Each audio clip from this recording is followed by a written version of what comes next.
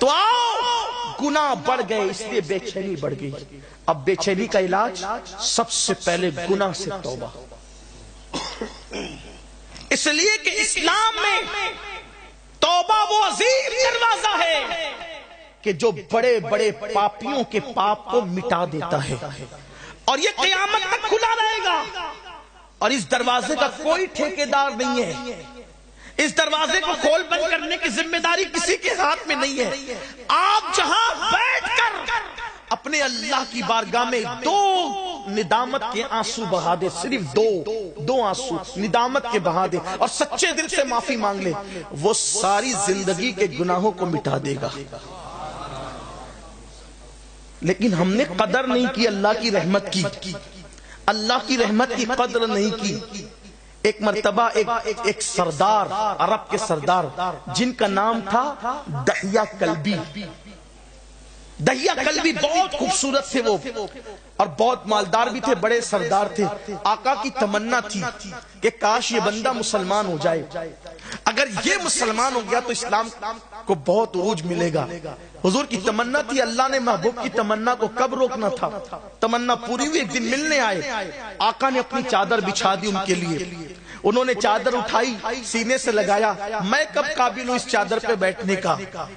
آقا علیہ الصلوۃ والتسلیم نے فرمایا دحیہ مسلمان ہو جاؤ. حضور مسلمان ہی لیکن ایک کھٹکا ہے, توجہ کریں, کھٹکا ہے. کیا کھٹکا ہے؟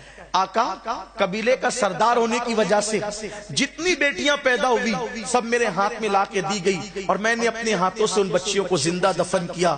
قبیلے کی 500 بچیاں اپنے ہاتھوں سے اکیلے دفن کیا ہے, کیونکہ سردار تھا. بچیوں کو دفن کرنا نیک کام سمجھا جاتا تھا, تو نیک کام یہ میرے ہاتھ سے کروایا جاتا تھا معاذ اللہ. حالانکہ وہ نیکی نہ تھی, اللہ اکبر, بڑا جرم تھا وہ, اور بہت بڑا جرم تھا.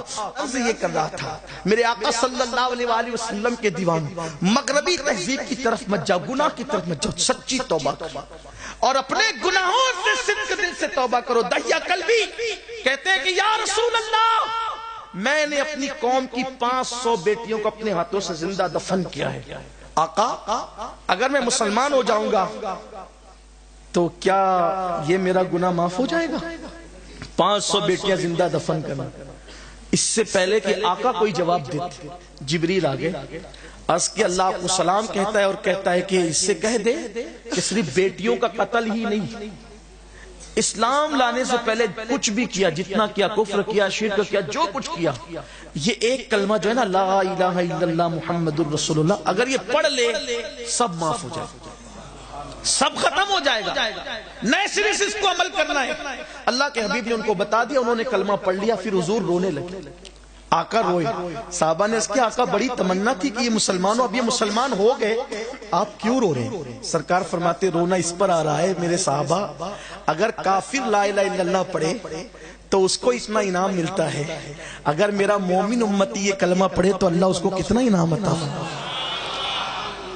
لیکن ایک بات آج آپ سے پوچھنا چاہتا ہوں, اپنے ایمان والے دل پہ ہاتھ رکھ کر کے بتانا, گانے تو 24 گھنٹے میں آپ کتنا گاتے ہو, لیکن 24 گھنٹے میں یہ کلمہ لا الہ الا اللہ کتنی بار پڑھتے ہو؟ میں آپ کے ایمان پہ چھوڑتا ہوں. آپ کو قرآن مخرج سے نہیں آتا, آپ کے مخارج درست نہیں ہے, جو کچھ بھی معاملات ہیں آپ جانے, لیکن یہ کلمے میں تو مخرج کا بھی کوئی معاملہ نہیں ہے. اتنا آسان ہے یہ کلمہ کہ جس کو حروف کی ادائیگی نہیں پتا وہ بھی یہ کلمہ صحیح پڑھتا ہے. صحیح ہے؟ کتنی بار پڑھتے ہیں, کتنی بار. اور واللہ اس کلمے سے افضل اللہ کے ذکر کا کوئی اور طریقہ ہے بھی نہیں. 24 گھنٹے میں کئی بار گانے گائے, کلمہ نہیں پڑھا, اللہ کا نام نہیں لیا, کیسے دل کو سکون ملے گا؟